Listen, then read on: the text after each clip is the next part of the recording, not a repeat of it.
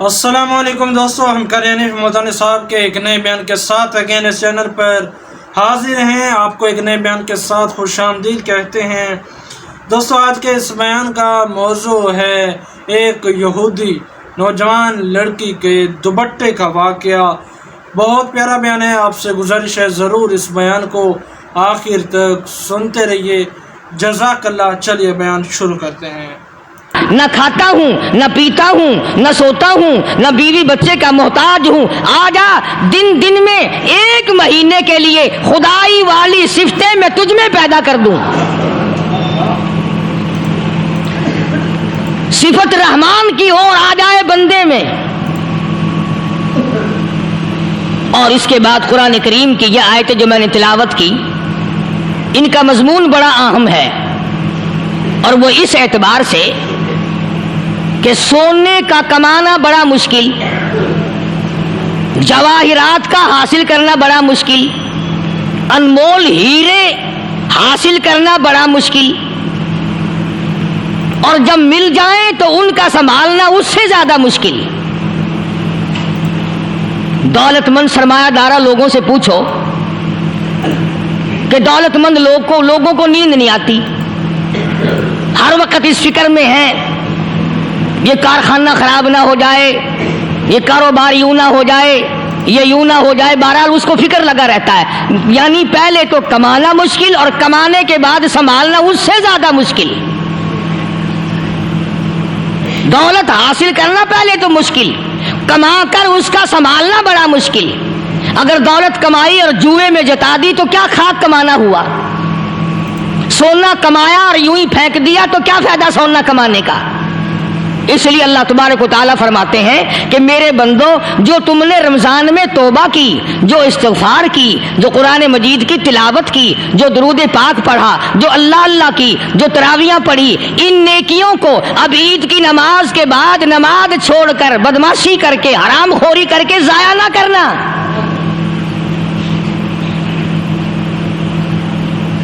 ضائع کرنے والے لوگ ہمیشہ خسارے میں ہوتے ہیں۔ لوگوں کی عموماً عادت یہ ہے، اچھے بھلے روزہ رکھنے والے، نماز رمضان شریف میں نمازیں ادا کرنے والے عید کے بعد نمازوں کو پھینک دیتے ہیں، جیسے 60 ٹکٹ مل گیا جنت کا۔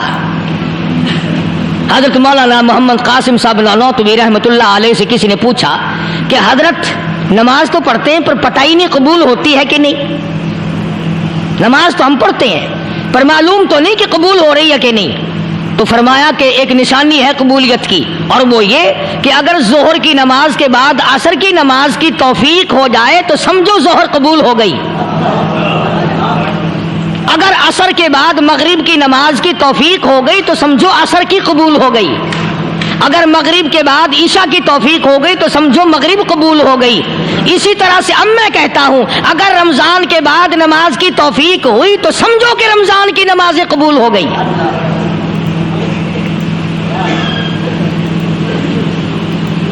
اسی لیے خداوند عالم نے فرمایا کہ نیکیوں کو اپنے آخری دم تک سنبھال کے رکھو۔ حبطت اعمالہم، حبطت اعمالہم، قرآن کریم میں کئی جگہ یہ ہے کہ اپنے اعمال کو برباد نہ کرو۔ فرمایا اولئک الذین کفروا بآیات ربہم، اولئک الذین کفروا بآیات ربہم ولقائہ فحبطت اعمالہم فلا نقیم لہم یوم القیامۃ وزنا۔ فرمایا او لوگوں، اب کفر کر کر کے اب اپنی نیکیوں کو برباد نہ کرو، اب شرک کر کر کے اپنی نیکیوں کو ضائع نہ کرو، اب نمازیں ترک کر کر کے اپنی نیکیوں کو آگ نہ لگاؤ، اب گناہ کما کما کر کے اپنے دین کو نہ مٹاؤ۔ ذالک جزاؤہم جہنم بما کفروا واتخذوا آیاتی ورسلی ہزوا۔ یہی ہے وہ لوگ جنہوں نے میرے دین کا تماشا بنا رکھا ہے۔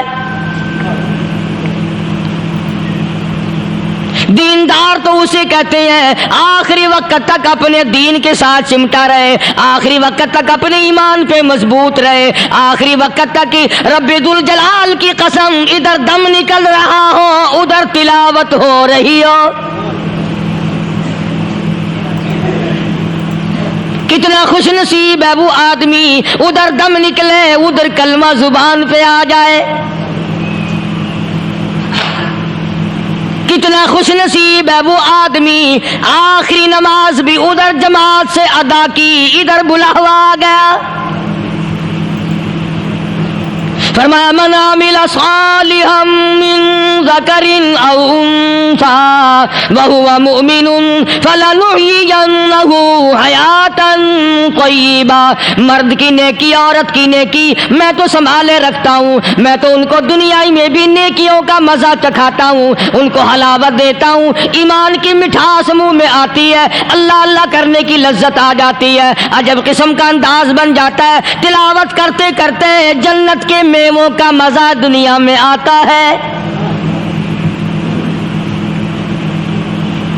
فرمایا واقیموا الصلاۃ وآتوا الزکاۃ وارکعوا مع الراکعین، نماز ادا کرنے والوں، زکوٰۃ ادا کرنے والوں، رکوع کرو، رکوع کرنے والوں کے ساتھ، اتامرون الناس بالبر،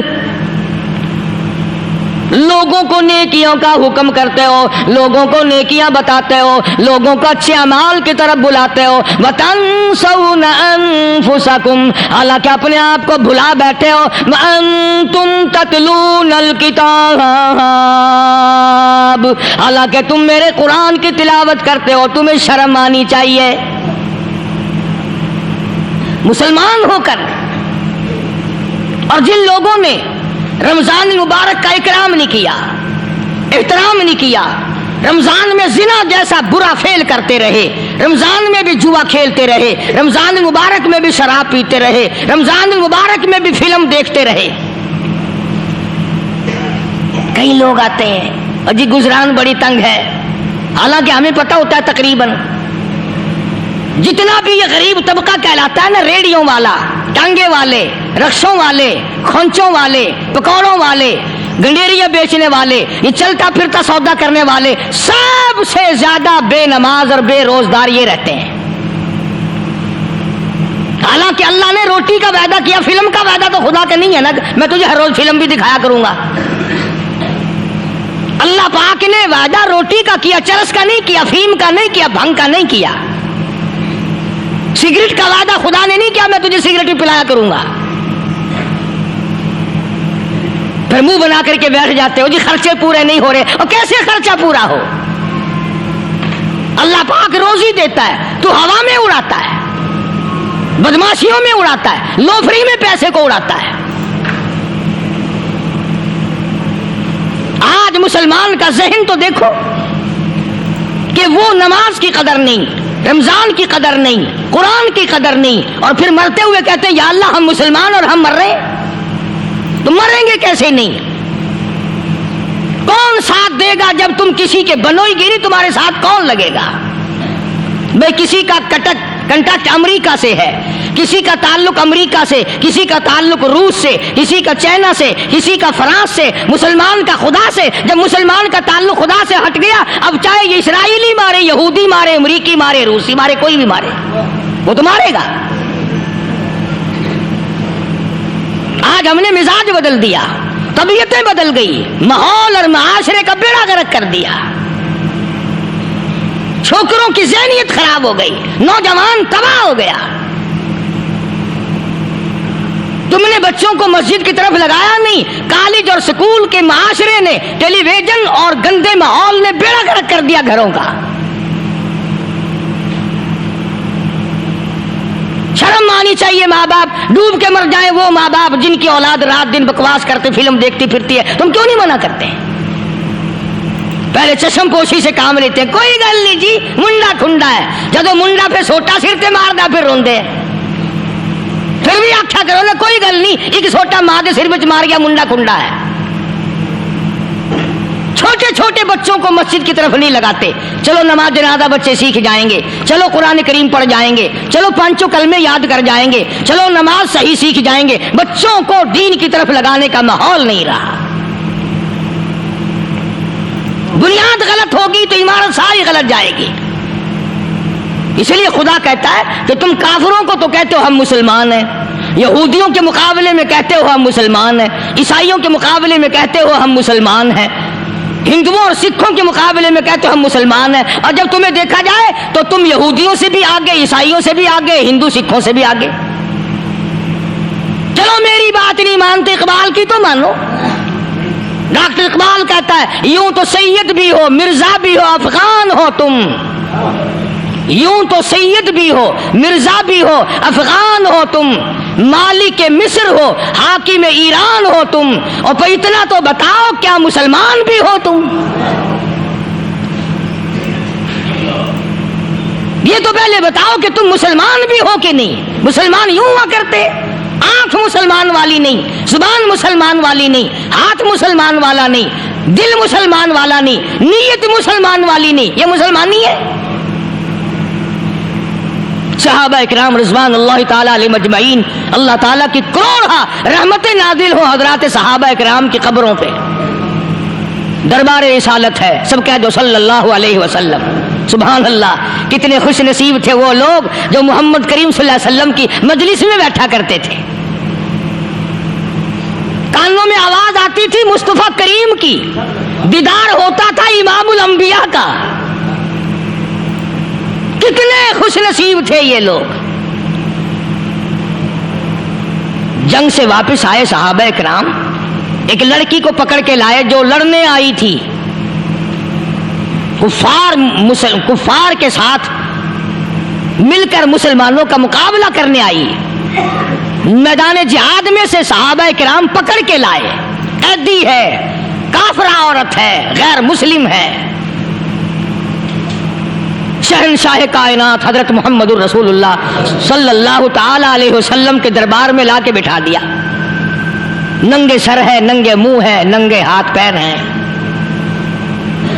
اللہ اکبر. کبھی آپ نے سوچا نہیں کہ تو کتنے بڑے نبی کا امتی ہے, کتنے بڑے سردار کا غلام ہے.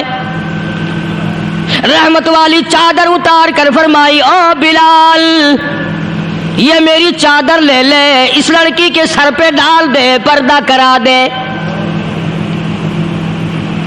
عرض کیا گیا کسی کافر کی لڑکی ہے, یہودی کی لڑکی ہے, عیسائی کی لڑکی ہے, غیر مسلم کی لڑکی ہے, میدان جہاد سے گرفتار کر کے لائی گئی, قیدی لڑکی ہے, لڑنے آئی تھی, مارنے آئی تھی, اسلام کی دشمن ہے, دین کی دشمن ہے, قرآن کی دشمن ہے, مذہب کی دشمن ہے, خدا اور اس کے رسول کی دشمن ہے. اللہ تعالیٰ کے نبی حضرت محمد کریم صلی اللہ علیہ وسلم نے فرمایا او لوگو ٹھیک ہے, لڑکی کافر کی ہے, کفر کی حالت میں پلی ہے, کفر پھیلانے آئی ہے, کفر کو بچانے آئی ہے, اسلام کا مقابلہ کرنے آئی ہے, اسلام کو مٹانے کے لیے آئی ہے. پر اے میرے دیوانوں یہ تو بتاؤ اپنے باپ کافر کے دربار میں بھی ننگے سر بیٹھے اور میں کالی کملی والے کے دربار میں بھی ننگی بیٹھے.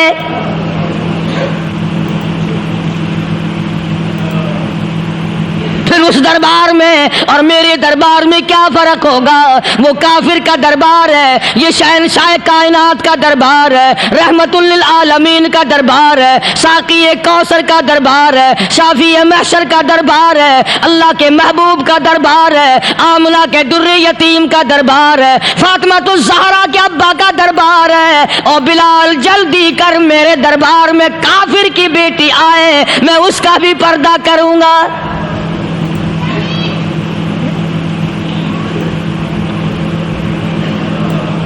حضرت بلال رضی اللہ تعالی عنہ نے ذرا ایک اور لطیف سی بات ہے, تھوڑی سی باریک سی, اگر آپ سوچیں, لڑکی ہے تو کافرہ, لڑکی ہے تو بے دین, ہے تو اسلام کے دشمن. میں تو کئی مرتبہ سوچا کرتا ہوں کہ واہ لڑکی تیرا مقدر, ہے تو کافر کی بیٹی, خود بھی کافرہ ہے, مگر مقدر تو دیکھو امام الانبیاء کی چادر سر پہ ڈالے بیٹھی ہے.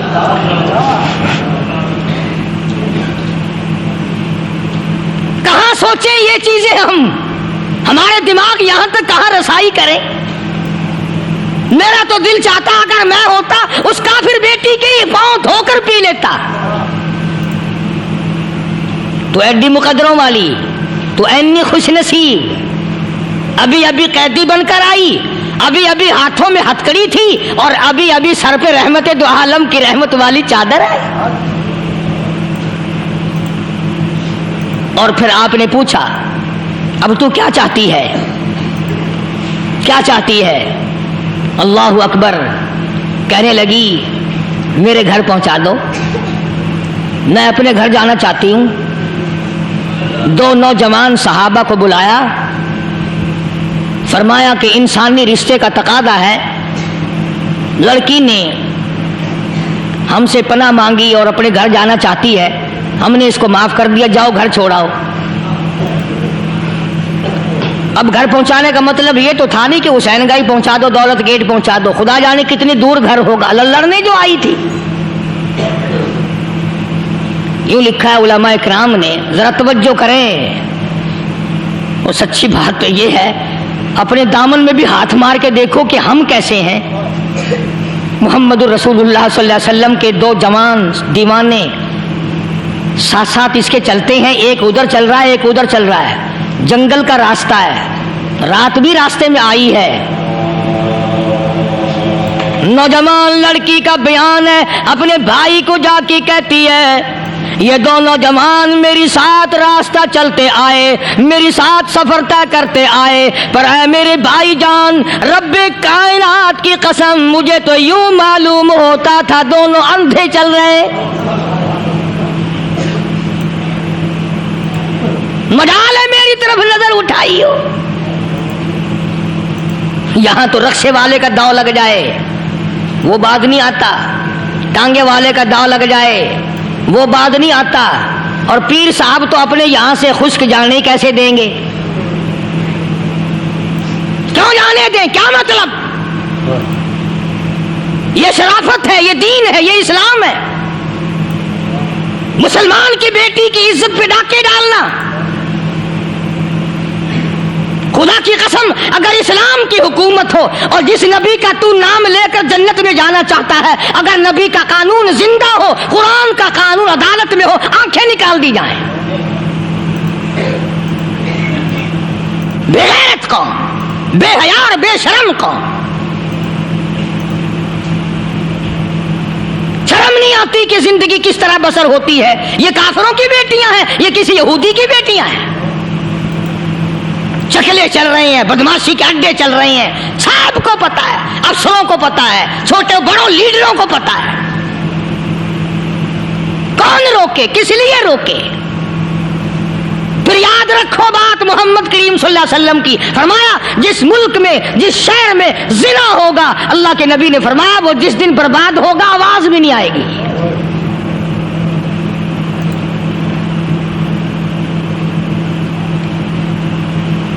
مسلمانوں کے یہاں سے ہو کر دربار نبوت سے چل کر رحمت دو عالم صلی اللہ تعالی علیہ وسلم کی چادر اوڑھ کر لڑکی اپنے گھر پہنچی. بھائی نے پوچھا بتا مسلمانوں نے تیری ساتھ کیا برتاؤ کیا؟ مسلمان تجھے پکڑ کے لے گئے تھے، اتنی خوبصورت ہے تو، ایسی حسینہ ہے، شباب تیرا، حسن تیرا، جمال تیرا، شکل و صورت نرالی، نقش نرالے، آنکھیں تیری نرالی، چہرہ تیرا نرالا، لب تیرے نرالے، قد و قامت تیری نرالی، حسن تیرا شان والا، جوانی شباب ہے. بتا مسلمانوں نے تیری ساتھ کیا گزری؟ رونے لگی اور کہنے لگی تو میرا ماں جایا بھائی ہے، پر میں کیا بتاؤں، زمین و آسمان کے مالک کی قسم، سمندروں کے پیدا کرنے والے کی قسم، درختوں کی پتے پیدا کرنے والے کی قسم، ان پہاڑوں اور زمین کے ذرات کو پیدا کرنے والے کی قسم، جو میری عزت کی حفاظت محمد کے غلاموں نے کی ہے، وہ تو ماں جایا بھائی بھی نہیں کر سکتا.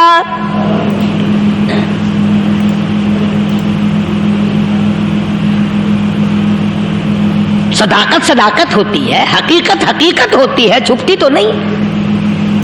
کاغذ کے پھولوں سے خوشبو کیسے آئے گی؟ پلاسٹک کے پھول گلاب کے بنا کر سرانے میں لگانے تو آسان ہے، مگر گلاب کی خوشبو نہیں تم لا سکتے. ارے وہ بھائی بھی تھا تو کافر، پھر بھی مقدروں والا نکلا۔ اللہ، انہوں نے تو کفر چھوڑ دیا، اور ہم سے ریت نہیں چھوٹتی، رسمیں نہیں چھوٹتی، ہم سے شرک نہیں چھوٹتا، ہم سے بدعات نہیں چھوٹتی۔ بے شک بے شک۔ اللہ، بھائی کہتا ہے بہن کو، توجہ کرو، کبھی دنیا میں انصاف کی بات کرنے والے لوگ بھی زندہ تھے۔ کفر اسلام ایک اور چیز ہے، انصاف کی بات تو کہا کرتے تھے۔ بھائی کہنے لگا بہن سے کہ میری بہن،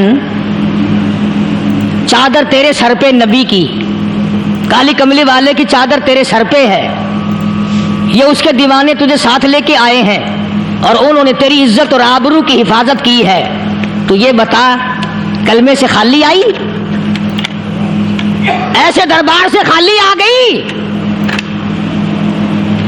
خزانہ لوٹ رہا وہاں تو خالی تو نہیں آ گئی؟ بہن کہنے لگی کہ ہاں خالی آئی ہوں، مطلب یہ کہ میں نے کلمہ نہیں پڑھا، ایمان قبول نہیں کیا، دین قبول نہیں کیا، اسلام اور اس کا مذہب میں نے قبول نہیں کیا۔ بھائی کہنے لگا تف ہے تجھ پر، تجھے ایسے دربار سے خالی اٹھتے شرم نہ آئی؟ اور دربار رسالت اور خالی آ گئی؟ کیا بات کہی ہے عورت نے، سبحان اللہ، اللہ اکبر۔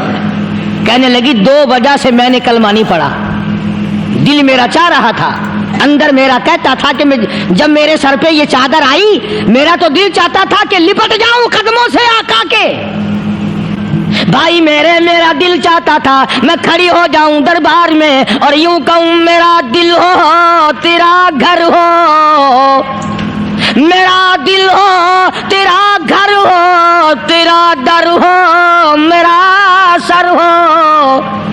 تمنا مختصر سی ہے مگر تمہید طولانی۔ میں نے کلمہ 2 وجہ سے نہیں پڑھا۔ پہلی وجہ تو یہ کہ جب تو سنتا، تجھ تک یہ بات پہنچتی کہ میری بہن نے کلمہ پڑھ لیا، تو شاید تیرے دماغ میں یہ بات نہ آ جائے کہ میری بہن سے مسلمانوں نے زبردستی کلمہ پڑھوایا ہوگا، اس لیے میں نے نہیں پڑھا۔ تیرے دماغ میں یہ بات نہ آئے کہ مسلمانوں نے مجبور کر کے، قیدی بنا کر کے جو لے گئے تھے، مجبور کر کے کلمہ پڑھایا، اور میری بہن نے ڈر کے مارے کلمہ پڑھا۔ کلمہ پڑھنے کا پختہ پروگرام ہے، مزہ تو اب آئے گا نا، یہاں سے آزاد ہو کر جاؤں گی۔ اور دوسری بات اس نے اور پتے کی کہی، کہنے لگی بھائی میں نے کلمہ اس لیے بھی نہیں پڑھا کہ بہن جنت میں جائے بھائی دوزخ میں جائے، اصل میں تجھے لینے آئی ہوں، دونوں چل کر اس دربار کی غلامی کریں گے۔ میں نے یہ خوف کھایا کہ میرا بھائی غصے میں آ کر کفر پر اور مضبوط نہ ہو جائے، اس لیے مجھے آنے کی کوئی ضرورت نہیں تھی۔ اور کہنے لگی او میرے بھائی، وہ دربار کوئی واپس آنے کا تھوڑا ہی ہے، وہاں تو جو گیا قربان ہو گیا، جو گیا قربان ہو گیا۔ چلو چلتے ہیں دونوں بہن بھائی آ کر حضور اکرم صلی اللہ علیہ وسلم کے ہاتھ پہ کلمہ پڑھ کر مسلمان بن جاتے ہیں۔ وہ نبی کی ایک بات دیکھ کر کلمہ پڑھ کر مسلمان بن گئے۔ ہمارے سامنے لاکھوں حدیثیں، ہزاروں قرآن کی آیتیں ہیں، پر ہم آج تک مسلمان نہ بنے۔ جب مرضی آئی نماز پڑھ لی، جب مرضی آئی زکوٰۃ دے دی، جب مرضی آئی قرآن پڑھ لیا، جب مرضی آئی دین ایمان کر لیا، مرضی آئی چوری کر لی، مرضی آئی ٹھگی مار لی۔ اس کا نام دین نہیں ہے، اس کا نام ٹھگی اور فریب ہے۔ اس لیے قرآن کریم نے للکار کے کہا تأمرون الناس بالبر وتنسون انفسکم وانتم تتلون الکتاب۔ دوسروں کو اسلام کا نام لیتے ہو، دوسروں کے سامنے مسلمان بنتے ہو، حالانکہ تم کتاب پڑھتے ہو اللہ کی۔ افلا تعقلون، سوچتے کیوں نہیں ہو کہ تم کدھر چلے ہو؟ کیا پروگرام بنائے بیٹھے ہو؟ زندگی کا لاہ عمل یہ تو نہیں ہونا چاہیے جو تم نے بنایا ہوا ہے۔ اور آگے فرمایا تأمرون الناس بالبر وتنسون انفسکم وانتم تتلون الکتاب افلا تعقلون واستعینوا بالصبر والصلاۃ۔ اگر تکلیف آئے، پریشانی آئے، کوئی مصیبت آئے، تو صبر اور نماز کے ساتھ قائم رہو، یعنی صبر نماز کے بغیر حاصل نہیں ہوگا، اور نماز قبول ہوگی تو صبر خود بخود آ جائے گا۔ چنانچہ اللہ والوں کی زندگی کا مطالعہ کرو، کتابیں اور حالات پڑھ کر کے دیکھو کہ انہوں نے ساری عمر میں ایک ایک نماز بھی ضائع نہیں ہونے دی، تمام عمر میں ایک ایک نماز ضائع نہیں ہونے دی۔ اور ہم لوگوں کی جوانی یوں ہی بیت جاتی ہے، جوانی یوں ہی گزر جاتی ہے۔ اسی کو کہتا ہے کہ کچھ نہ پرواہ کی میرے دین کی، آج میں تمہاری پرواہ کیسے کروں؟ وَإِنَّهَا لَكَبِيرَةٌ إِلَّا عَلَى الْخَاشِعِينَ۔ اللہ پاک خود فرماتے ہیں کہ نماز بھاری نہیں، نماز مشکل نہیں، نماز پڑھنا کوئی تکلیف نہیں، مگر ان لوگوں کے لیے، ان لوگوں پہ کوئی مشکل نہیں جو اللہ سے ڈرنے والے ہیں، اللہ کے خوف کو دل میں بسانے والے ہیں، جن کا یقین ہے کہ موت آئے گی اور اللہ کے یہاں جا کر کے میں نے منہ دکھانا ہے، ایک دن خبر میں جانا ہے، حشر نشر نے بھی آنا ہے، قیامت نے بھی آنا ہے، جس کا ان تمام چیزوں پہ یقین ہے۔ اللہ فرماتے ہیں الا علی الخاشعین، ڈرنے والے کے لیے تو کوئی چیز نہیں، اور جو نہیں ڈرتا اس کے لیے تو پہاڑ ہے نماز پڑھنا۔ صحابہ کرام نے تو ایسی ایسی نمازیں پڑھی۔ صحابی ہے مدنی کریم صلی اللہ علیہ وسلم کا، اپنے باغ میں نماز پڑھ رہا ہے، گنجان باغ ہے کھجوروں کا باغ پکا کھڑا ہے، صحابی نماز پڑھ رہا ہے۔ ایک پرندہ کبھی ادھر سے آتا ہے کبھی ادھر جاتا ہے، گنجان باغ ہے، وہ نکلنا چاہتا ہے، پرندے کو راستہ نہیں ملتا، تو دوران نماز صحابی کی نظر پرندے پہ لگ گئی۔ دوران نماز صحابی کی نظر، وہ پھڑک پھڑک جو کرتا تھا نا کبھی ادھر، صحابی کی نظر پرندے پہ لگ گئی، نماز میں بھول گیا۔ بس اتنی سی بات ہوئی، آیا دربار رسالت میں اور کہنے لگا یا رسول اللہ وہ سارا باغ لے کر اسلام میں وقف کر لو، جس باغ کی وجہ سے میری نماز خراب ہو جائے میں وہ باغ ہی نہیں رکھتا۔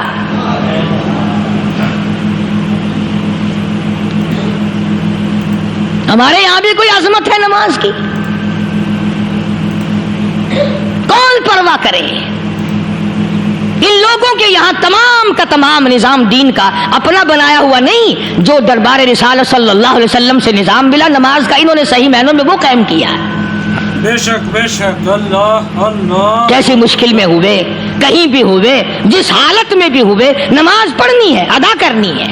بے شک اللہ۔ چنانچہ ان کی نمازوں میں اتنی برکت تھی، سیدنا امیر معاویہ رضی اللہ تعالی عنہ کی حکومت ہے، صحابہ کرام ابھی زندہ ہیں، افریقہ کے گھنونے جنگل میں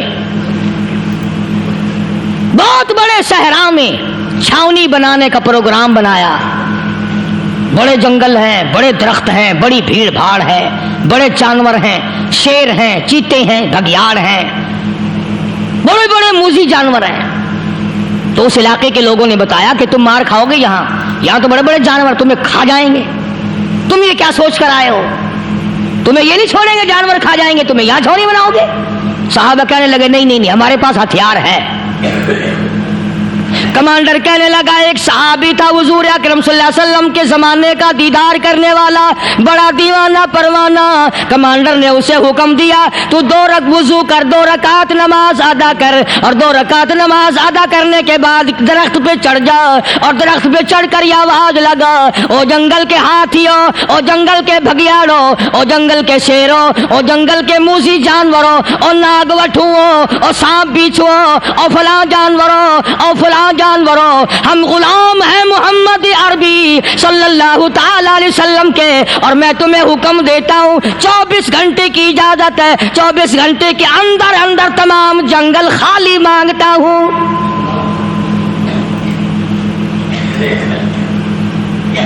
ماشاء اللہ نافذ کر دیا حضور کے غلام نے، ہاتھیوں پہ، جانوروں پہ، چیتوں پہ، بھگیاڑوں پہ، شیروں پہ، اور اعلان کا رخ دیکھیں آپ، کہا کہ 24 گھنٹے کے بعد جو ملے گا اسے قتل کر دیا جائے گا۔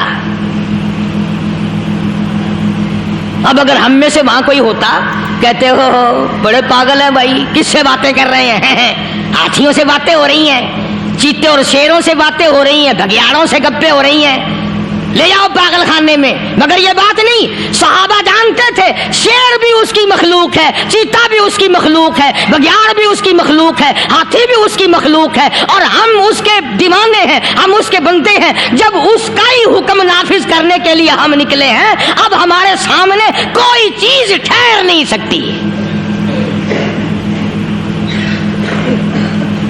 تاریخ شاہد ہے، گیبن مورخ انگریز لکھتا ہے، امریکہ کا بہت بڑا پروفیسر تور آندرے انگریز مورخ لکھتا ہے کہ صحابی کی یہ بات سن کر جنگل میں کھلبلی بچ گئی، جانوروں میں شور مچ گیا، چیتے بھگیاڑ اور طوفان مچ گیا، شور مچاتے ہوئے تمام کے تمام نے جنگل خالی کر دیا۔ مسلمان، جب تیرے اندر ایمان تھا، جب تیرا قرآن پہ ایمان تھا، جب تیرا نبی پاک صلی اللہ علیہ وسلم پہ ایمان تھا، جب تیرا حضور کی رسالت پہ ایمان تھا، جب اللہ کی توحید پہ تیرا ایمان تھا، اور تیرا مقابلہ شیر نہیں کر سکتا تھا، تیرا مقابلہ چیتا نہیں کر سکتا تھا۔ آج ایمان پلے ہے نہیں، آج تو ڈر کے مارے مر رہا ہے اور مرے گا۔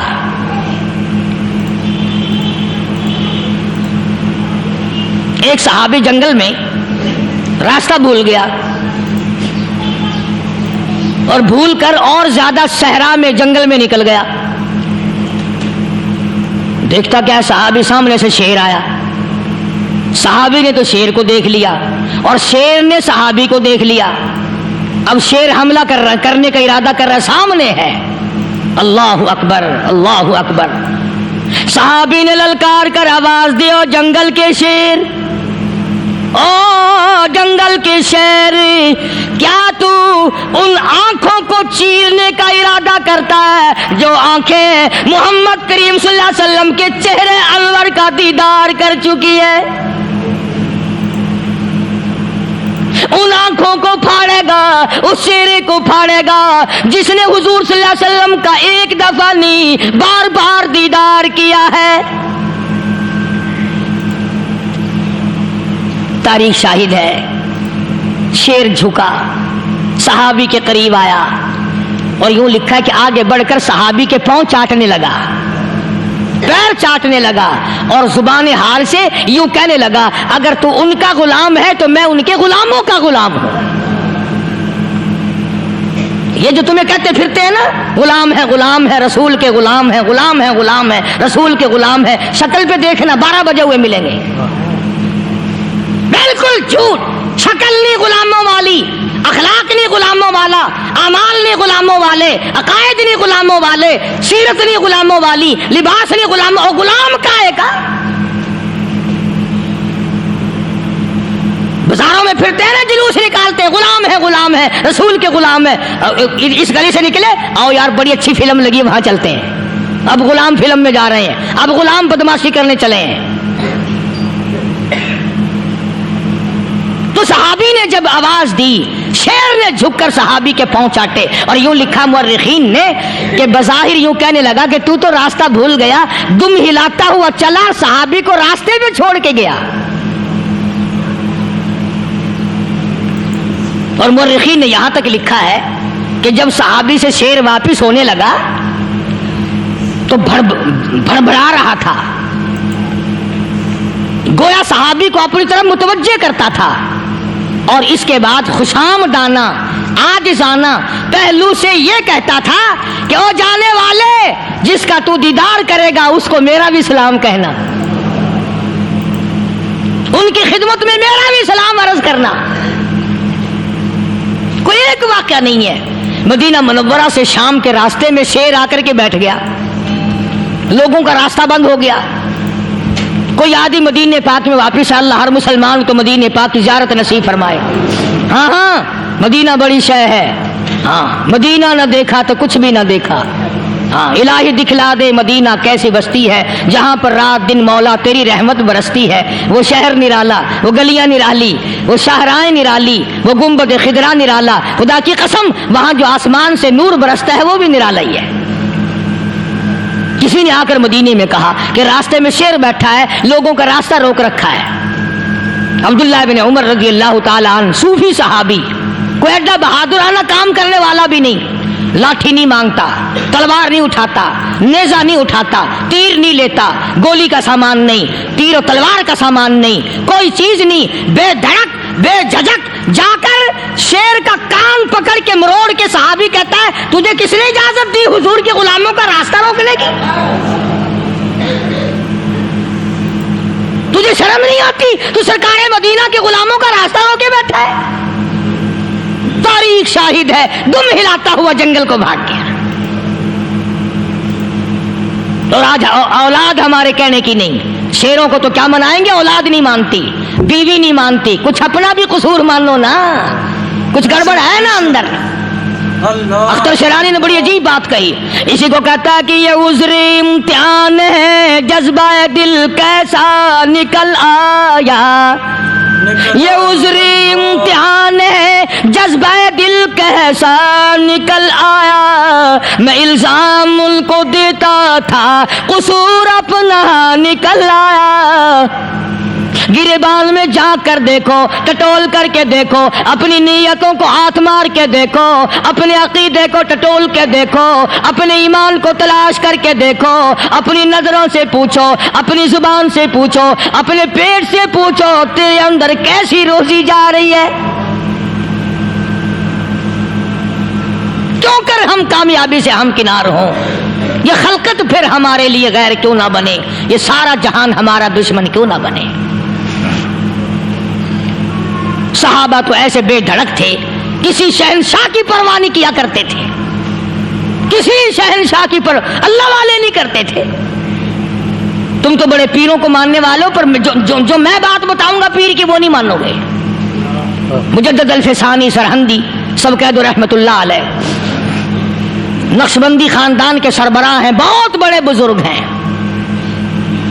पकड़ करके ले गए हुकूमत वाले,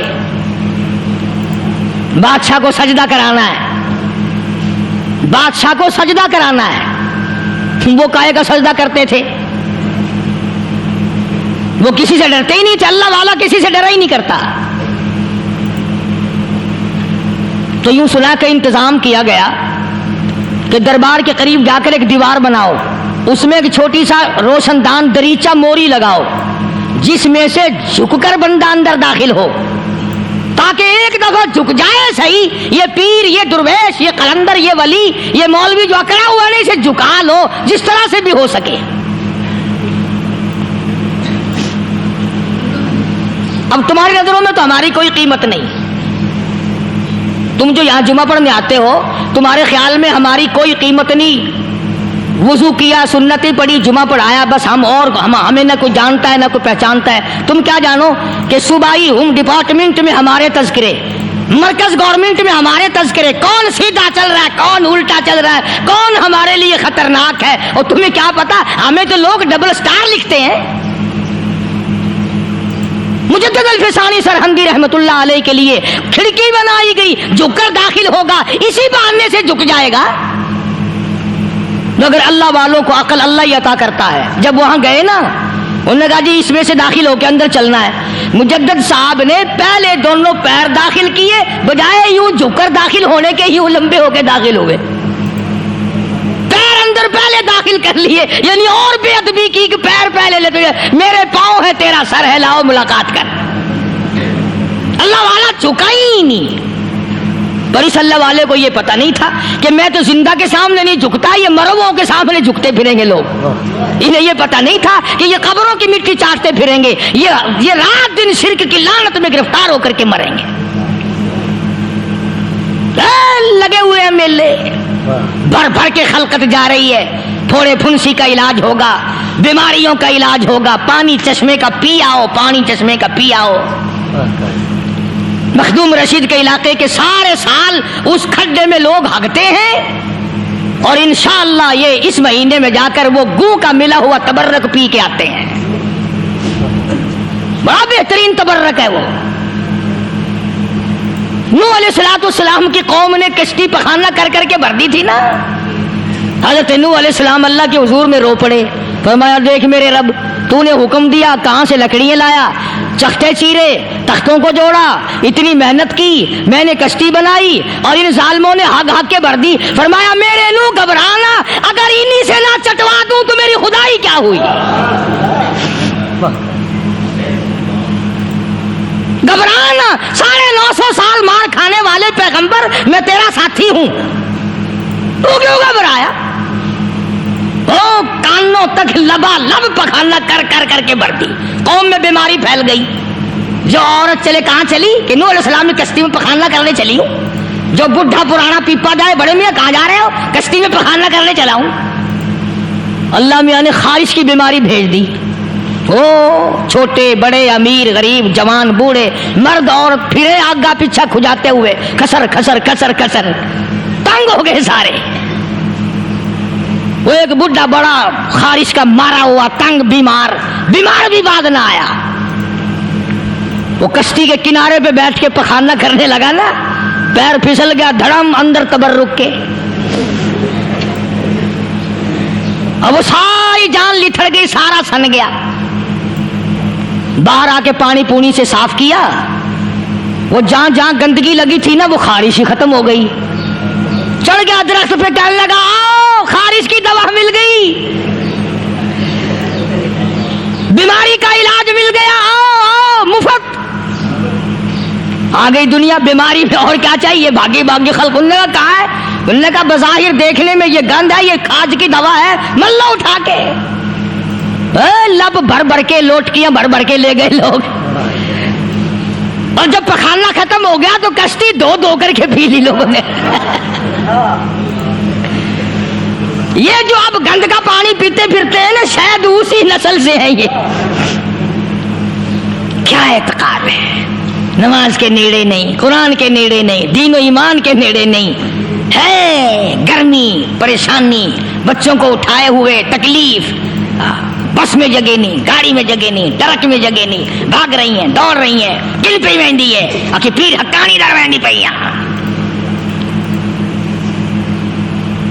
ایمان تو دیکھ اس کا، انہی لوگوں کے لیے تم مرنے کے بعد قرآن پڑھا کرتے ہو، انہی لوگوں کے لیے تم جنت مانگتے ہو، پھسکڑا مار کے بیٹھ جاتے ہو، کرے سوکھ کی کھیتی کو پل میں ہری، میری بار ہو جائے رحمت تیری، اور تو سیانا چلاکی مارتا ہے، حرام کھا کھا کے شرک کر کر کے مر گیا، اللہ کو دھوکہ دیتا۔ اللہ میاں کملا، تو سیانا ہے؟ اللہ اللہ اللہ اکبر، سبحان اللہ سبحان اللہ۔ دوستو یہ تھا آج کا قاری حنیف ملتانی صاحب کا خوبصورت سا اور دلچسپ بیان جو آپ نے سنا۔ میں امید رکھتا ہوں آپ کو یہ بیان ضرور پسند آیا ہوگا۔ اس بیان کے آخر میں دوستو آج ہم آپ سے بہت پیاری بات شیئر کرنے والے ہیں۔ حضرت عبداللہ ابن عباس رضی اللہ تعالیٰ عنہ سید عالم صلی اللہ تعالیٰ علیہ وآلہ وصحبہ وسلم سے مروی ہے کہ آپ نے فرمایا، اگر کوئی شخص مریض کی تیمارداری کے لیے جائے تو یہ دعا 7 مرتبہ پڑھے، اگر اس کی موت قریب نہیں ہے تو وہ یقیناً اس دعا کی برکت سے صحت پائے گا۔ اسأل اللہ العظیم رب العرش العظیم ان یشفیکا۔ حضرت سیدنا امام احمد بن حنبل رضی اللہ تعالی عنہ کو کسی شخص نے خواب میں دیکھا۔ اس نے پوچھا، اللہ تعالیٰ نے تمہارے ساتھ کیا سلوک فرمایا؟ آپ نے فرمایا، مجھے بخشش سے نوازا گیا، نیز مجھے سونے کی نالین پہنائی اور ارشاد فرمایا، یا احمد مجھ سے انہی کلمات میں طلب کریں جن سے تم دنیا میں طلب کیا کرتے تھے۔ میرے خدا، میرے رب، ہر چیز کا رب، تجھے ہر شے پر قدرت حاصل ہے، اسی کے وسیلے سے میری ہر خطا معاف فرما اور کسی بھی چیز کے بارے مجھ سے سوال نہ فرما۔ اس کے پڑھتے ہی مجھے فرمایا گیا، احمد اٹھیے اور جنت میں جائیے۔ بیان کرتے ہیں کہ حضرت انس رضی اللہ تعالیٰ عنہ سے حجاج نے ایک دن سوال کیا، کیا نبی کریم صلی اللہ علیہ وسلم اور میرے گھوڑوں کے درمیان کوئی فرق ہے؟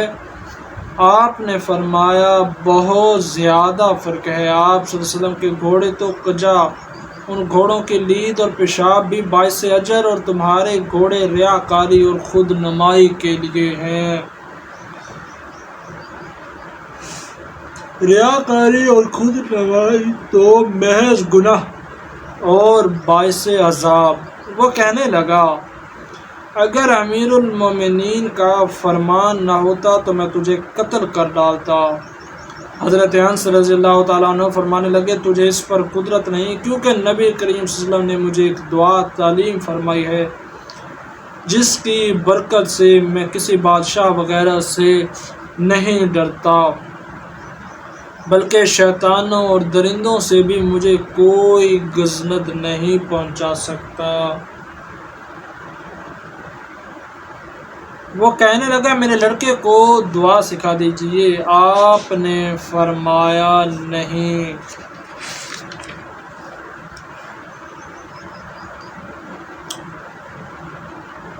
حضرت یوسف علیہ السلام کنویں میں ڈالے گئے، انہیں وقتی طور پر وحشت محسوس ہوئی۔ حضرت جبرائیل علیہ السلام ان کے پاس یہ دعا لے کر آئے، یا اللہ ہر قسم کی تکلیف و پریشانی کو کھولنے والے، ہر دعا کی قبولیت کا شرف بخشنے والے، اور ٹوٹے دل کو جوڑنے والے، اور ہر پوشیدہ و خفیہ بات کو سننے والے، اور ہر ابتلا میں موجودہ ذات، اور ہر قسم کی تنہائی کے مونس و ہمدم، ہر مسافر کے رفیق، تیرے سوا کوئی عبادت کے لائق نہیں، تیرے ہی لیے تسبیح و تمہید ہے، اور بے شک میں ہی اپنی ذات پر زیادتی کا ارتکاب کرنے والا ہوں۔ تیری بارگاہ میں میری یہی التجا ہے کہ تو اپنی محبت کو میرے دل میں مضبوط کر دے، حتیٰ کہ تیرے ذکر کے سوا